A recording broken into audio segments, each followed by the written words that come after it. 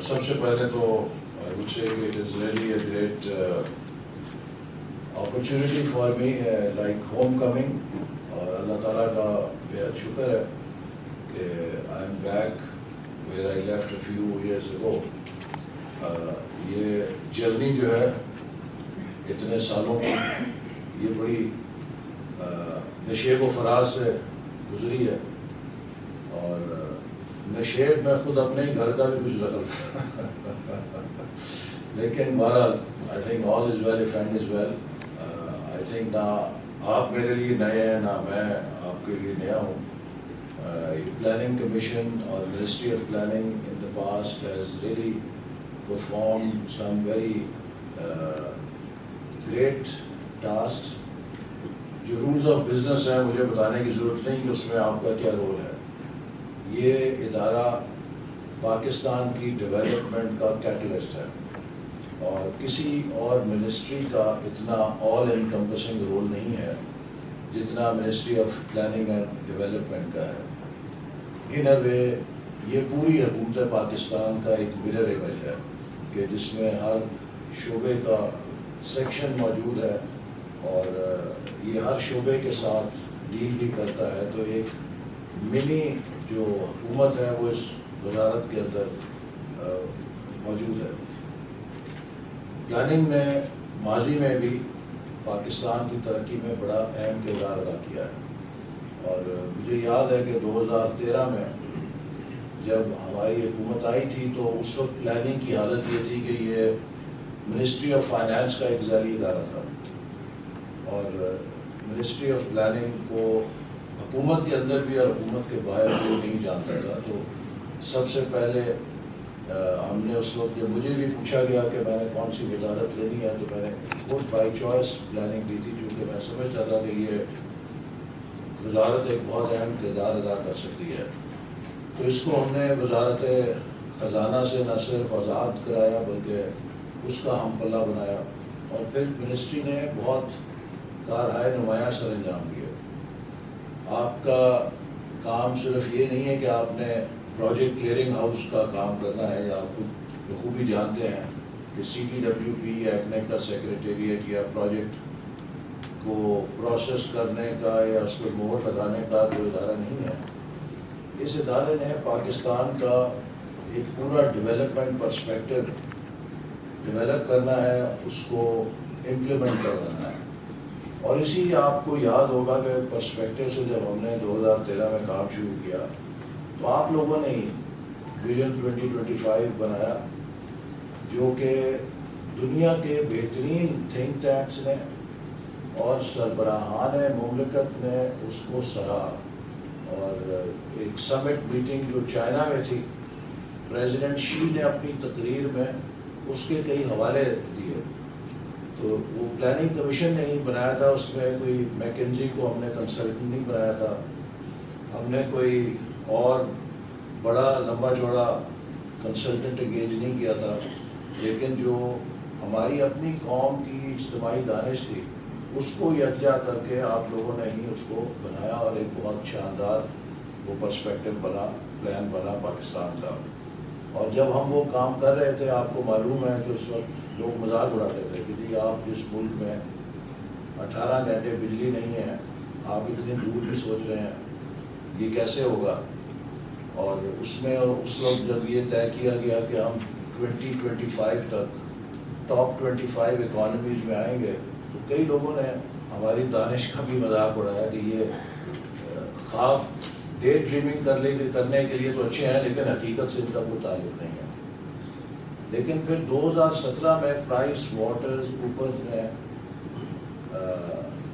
اپنی جو فورکاسٹ دی PwC نے، اس میں پاکستان کو by 2030 among top 20 economies project کیا, which was validation of our goal that we could be one of the top 25 economies by 2025. اگر ہم 2030 تک ٹاپ 20 میں جا سکتے تھے تو ہم 25 تک in the top 25 ہو سکتے تھے. تو that was very reassuring. اسی طرح مجھے یاد ہے کہ آپ سب نے بہت ہنگامی طور پہ جب ہم حکومت میں آئے تو اس سے پہلے 5 ایئر پلانس کے اوپر نہیں کام تھا، تو 11واں 5 سالہ منصوبہ بڑی سرعت کے ساتھ اور جانفشانی کے ساتھ آپ لوگوں نے بنایا، اور غالباً اس میں جہاں تک مجھے یاد ہے کہ we budgeted about 3000 billion rupees as a development portfolio in the 11th 5-year plan, and we ended up spending 3,200 billion. ہم نے جو 5-year plan کا ٹارگٹ تھا اس کو ایکسیڈ کیا اور 3,000 ارب کی بجائے 3,200 ارب روپیہ اس کو خرچ کیا، اور اس کے نتیجے میں پاکستان نے جو ہماری اس وقت پرائرٹیز تھیں، given Pakistan's major challenges, we were able to realize them, and I still believe that the development Pakistan witnessed during 2013-18 is unprecedented. 11,000 megawatts of new power generation was added. If you compare it with 47 to 2013, 67 years, 18,000 megawatt ملک کے اندر install ہوئی تھی. 67 years میں 18,000 install ہوئی، اور 4 سالوں کے اندر تقریباً 11,000 mega what install ہوئی. یہ کوئی معمولی کارنامہ نہیں تھا. یہ کس نے کیا؟ یہ سرکاری ملازموں نے کیا، آپ لوگوں نے کیا. اوپر حکومت تو ایک پرائم منسٹر یا چند وزیر تھے، لیکن وہ تو یہ سب کچھ نہیں کر سکتے تھے. This all happened because of you people, کہ پاکستان کا جو پبلک سیکٹر ہے اس نے پرفارم کیا. اسی طرح مجھے یاد ہے کہ جب 5 جولائی 2013 کو سی پیک کے معاہدے پہ میں نے بیجنگ میں دستخط کیے، تو پاکستان آنے کے بعد پہلا سوال صحافیوں کا، دانشوروں کا، اور جو ہمارے کچھ ڈیولپمنٹ ایکسپرٹس کہ جی آپ یہ کر تو آئے ہیں، کیا آپ چین کے ساتھ چل سکیں گے؟ ان کی رفتار تو بڑی سپر سونک ہے.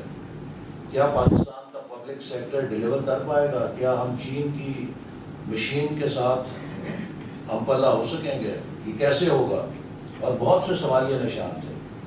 لیکن 4 سالوں کے اندر 29 ارب ڈالر کی چینی سرمایہ کاری کو ہم نے میٹیریلائز کیا. By 2018, $29 billion worth of investment had been actualized. Some projects were completed, while others were in pipeline when we left. $29 billion کی انویسٹمنٹ جو ہے وہ ایکچولائز ہم نے 4 بھی نہیں بلکہ 3 سال ہی سمجھیے پریکٹیکلی ملے.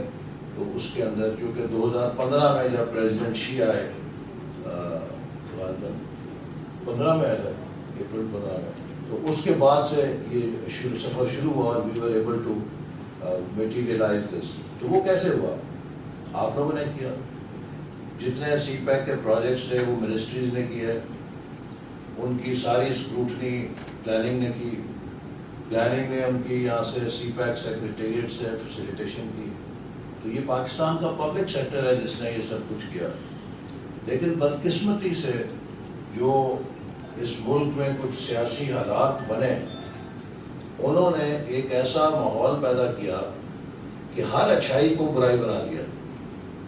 کہ بجائے اس کے کہ ہم اس میں پرائڈ لیتے کہ ہم نے 11,000 میگا واٹ 4 سال میں لگائی ہے، وہ 11,000 میگا واٹ جو ہے گناہ بنا دیا گیا. یہ کیوں بنی ہے، یہ کیوں لگی ہے، کیسے لگی ہے، کویشچنیبل لگی ہے. اور اس پولیٹیکل وچ ہنٹ کے اندر جو افسران ہیں وہ بھی اس کا نشانہ بنے.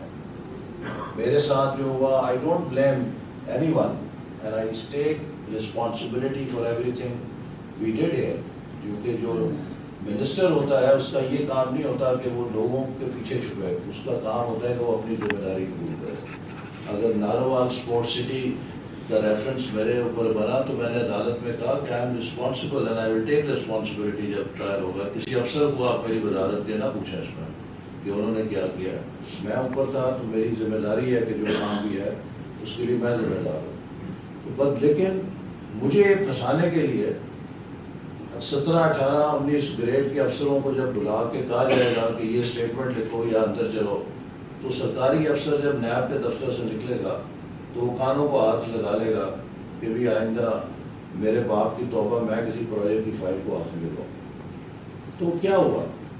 کہ پاکستان کے پبلک سیکٹر سے اس کا انیشیٹو چھین لیا گیا اور پاکستان بدترین فیصلہ سازی کے بحران میں مبتلا ہو گیا۔ آج سرکاری دفتروں میں کمیٹی کھیلا جاتا ہے، فائل کھیلا جاتا ہے، ہر فیصلے کے اوپر کمیٹیاں بن جاتی ہیں، ہر فیصلے کے اوپر ہر کوئی جان چھڑانے کے لیے فائل آگے چلا دیتا ہے اور کوئی فیصلہ نہیں کرتا۔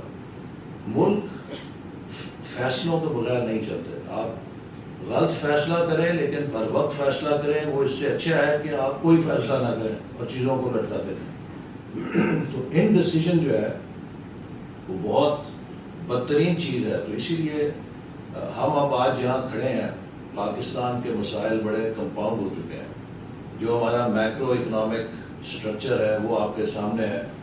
آپ سب جانتے ہیں کہ کرنٹ اکاؤنٹ ڈیفیسٹ کدھر کھڑا ہے، انفلیشن کدھر کھڑی ہے، پاکستان کی قرضوں کا بوجھ کدھر کھڑا ہے، پاکستان کا جو بزنس سینٹیمنٹ وہ کدھر کھڑا ہے۔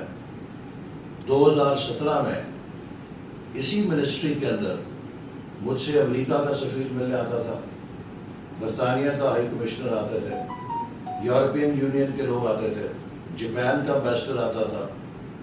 کیا کہتے تھے؟ ایک ہی بات، سب امریکہ سے لے کے جاپان تک، excellency tell us where in which SEZ can our companies invest. Pakistan کی پہچان CPEC بن گیا تھا، پوری دنیا پاکستان میں پیسہ لگانے کے لیے کمر بستہ تھی کہ ان کو کوئی ہولی گریل مل گئی ہے، اب ان کی پرواز چڑھنے لگی، ہم پیچھے رہ رہے ہیں۔ تو میرے قسم کے ہر امبیسڈر کپڑے پھاڑتا تھا پکڑنے کے لیے کہ جی ٹائم دیں اور بتائیں کہ ہم اس میں کیا حصہ لے سکتے ہیں۔ یہ سینٹیمنٹ تھا اس وقت پاکستان کا 2017 میں۔ لیکن بدقسمتی سے جب ہم اپنے ہی ملک کے بارے میں یہ کہیں گے کہ ہم بڑے چور ہوتے ہیں، ہم بڑے ڈاکو ہوتے ہیں، ہم سب منی لانڈرر ہوتے ہیں، وہ میں نے ایک دفعہ نیشنل اسمبلی میں سنایا کہ وہ قصہ کہ ایک شخص اپنے بیٹے کا رشتہ لینے گیا کسی کا، تو اس نے کہا جی میں بندہ بڑا سچا ہوں، آپ سے سچی بات کروں گا، آپ کی بیٹی لینی ہے۔ میرا بڑا بیٹا جو ہے وہ بس وہ غلط صحبت میں پڑ گیا تو جوا لگ گیا اسے، بس وہ جواری ہو گیا۔ پھر دوسرا بیٹا جو ہے وہ اسکولوں میں کالج میں گیا، اس کی بھی صحبت غلط ہو گئی تو اس نے نشہ شروع کر دیا، بس وہ نشے میں بہت برا پھنس گیا۔ تیسرا بیٹا جی بس وہ بھیجا تھا اسے میں نے کام سیکھنے کے لیے، وہاں پہ کچھ چوروں کی گینگ میں پھنس گیا تو بس وہ چوری میں بہت زیادہ وہ ملوث ہو گیا۔ یہ چوتھا بیٹا بڑا میرا نیک ہے جی، تو اس کے ساتھ اب آپ کا میں آپ کی بیٹی کا رشتہ کرنا چاہتا ہوں۔ مجھے آپ بتائیں کہ جو بندہ یہ اپنے گھر کا تعارف کرائے گا، اس کا چاہے چوتھا بیٹا کتنا ہی ولی اللہ ہو تو اس کے ساتھ کون کرے گا؟ کنٹریز بھی برانڈ ہوتے ہیں۔ آپ کی کمپنی بینکرپٹ بھی ہو تو جو چیف ایگزیکٹو ہے وہ یہ کبھی نہیں کہے گا کہ I had a bankrupt organization۔ وہ کہے گا جیسی بیلنس شیٹ میری ہے کسی کی ہے ہی نہیں اور دنیا کے اندر۔ سو مارکیٹس، بزنس، اکانومی یہ سینٹیمنٹ کے اوپر چلتے ہیں۔ جب آپ کسی چیز کا سینٹیمنٹ تباہ کر دیں گے تو آپ سونے کے ہو جائیں گے، آپ بیکار ہو جائیں گے۔ آج امریکہ کی اکانومی، یہ بیٹھے ہیں چیف اکانومسٹ صاحب یہاں پہ، ان سے پوچھیں کہ اگر نمبرز کے اوپر، انڈیٹڈنیس کے اوپر دیکھنا ہو تو دنیا کی جو بروک ترین اکانومی ہے وہ کون سی ہے؟ United States is certainly one of the highly indebted economies, اور اگر آپ اس کے نمبرز پہ جائیں تو شاید اس کو کھڑا نہیں ہونا چاہیے، لیکن وہ کیسے کھڑی ہے؟ It is the strength of positive sentiment. Dollar ان کے پاس ہے، ان کا ایک سینٹیمنٹ ویلیو ہے، ان کی جتنا بھی قرضہ، ان کی جتنی بھی انڈیٹڈنیس ہے وہ ریلیونٹ ہے، وہ پازیٹیو سینٹیمنٹ ان کو لے کے کھڑا ہے۔ تو آپ کی جو اسٹرکچرل ویکنیسز بھی ہیں اگر ہوں، آپ کا اگر سینٹیمنٹ پازیٹیو ہے تو آپ سسٹین کر جاتے ہیں، لیکن اگر آپ اپنا سینٹیمنٹ خراب کر لیں تو آپ سونے کے بھی ہو کر آ جائیں، مارکیٹس اور انویسٹرز آپ کو اوور لک کر لیں۔ اس لیے ہمارا فرض ہے کہ ہم پاکستان کے ساتھ کوئی ایسا مزید کھیل نہ کریں کہ جس سے اس کا مزید سینٹیمنٹ دنیا میں خراب ہو، چونکہ جو سینٹیمنٹ اور کانفیڈنس ہے یہ بہت مشکل سے بنتا ہے، اور ایک دفعہ چلا جائے تو اس کو دوبارہ ریگین کرنا بڑا مشکل ہوتا ہے. تو میں سمجھتا ہوں کہ آج ہم جس جگہ یہ اٹھا رہے ہیں حکومت کو دوبارہ، وی آلسو انڈرسٹینڈ کہ we are not a full term government, we are an interim government. سال چلے گی، 6 مہینے چلے گی، 1.5 سال چلے گی، ابھی نو ون نوز، لیکن ultimately this will culminate into a new election. لیکن for the interim period we have a very big challenge and a very big responsibility کہ ہم نے پاکستان کی معیشت کو دوبارہ مستحکم کرنا ہے. اس وقت صورت یہ ہے کہ جو آپ کے سامنے ہی اشاریے ہیں کہ ہماری حکومت آنے سے پہلے ہی ڈالر 191 روپے پہ پہنچ چکا تھا. جو پالیسی ریٹ ہے وہ تقریباً 2.5% اور بڑھا دیا گیا، جس سے کہ ایک بڑا جولٹ اکانومی کو اور لگ چکا ہے. اور آج جہاں ہم کھڑے ہیں میرے نزدیک اس کی بڑی وجہ بغیر سوچے سمجھے وہ ڈی ویلیویشن کی گئی، اور دوسرا اس کے رد عمل میں جو 13% پہ پالیسی ریٹ لے گئے اس نے رہی صحیح کسر پوری کر کے تو اکانومی کو کریش لینڈ کرا دیا. جو کرنٹ اکاؤنٹ ڈیفیسٹ ہے ہمارے زمانے میں 2018 میں، وہ اس کے باوجود جنوری 2018 میں ورلڈ بینک نے پاکستان کو، جو ان کی رپورٹ تھی نیٹ کے اوپر ہے، 6% کے اوپر 2019 اور 2020 میں پروجیکٹ کیا ہوا تھا. Moody's and standard and pours جو ہے انہوں نے کوئی ایسی یقیناً ریڈ فلیگ رکھا تھا اس کرنٹ اکاؤنٹ ڈیفیسٹ پہ، لیکن پاکستان کو ڈاؤن گریڈ نہیں کیا. کیوں کہ اصل بات اس کرنٹ اکاؤنٹ ڈیفیسٹ کو سمجھنے کی تھی، اس کا اسٹرکچر کیا ہے. کرنٹ اکاؤنٹ ڈیفیسٹ 2 طریقوں سے پیدا ہو سکتا ہے، یا کنزمپشن لیڈ ہو سکتا ہے یا انویسٹمنٹ لیڈ ہو سکتا ہے. اگر وہ کنزمپشن لیڈ ہو تو وہ یقیناً ایک پریشانی کی بات ہے کہ آپ ایک ایسی اکانومی بن گئے ہیں کہ جس میں آپ بہت زیادہ کنزیوم کر رہے ہیں، امپورٹڈ چیزیں آپ کی استطاعت سے بڑھ گئے، تو آپ کو پھر کوئی ڈراسٹک. ہمیں یہ ساری چیزوں کو پیش نظر رکھتے ہوئے کہ گورننس کے کیا چیلنجز ہیں، ان کو کیسے ٹھیک کر سکتے ہیں، اکانومی کے کیا چیلنجز ہیں، ہم نے ہمیشہ یہ چیز پیش نظر رکھی کہ ultimately Pakistan if has to go forward تو اس کو فارن ایکسچینج جنرل بننا پڑے گا، ورنہ ہم اپنی ڈیولپمنٹ کو فائنانس نہیں کر سکتے. اور اس کے کیا ذرائع ہیں؟ اس کے 4 ذریعے ہیں. آپ نے اگر پاکستان کو ترقی دینی ہے تو ہمیں فارن ایکسچینج اور لوکل چاہیے. ٹیکس ریونیو کتنا بڑھتا ہے، ایف ڈی آئی کتنی آتی ہے، ایکسپورٹس کتنے بڑھتے ہیں، اور پھر ریمیٹنسز کیسے بڑھے جاتے ہیں. ریمیٹنس میں ہمارا کوئی کمال نہیں ہے، that is an exogenous factor. ہمارا کمال ہے ٹیکس پہ، انویسٹمنٹ پہ اور ایکسپورٹ پہ. تو میں سمجھتا ہوں کہ جو ریمیٹنس ہے وہ ایک بونس ہے.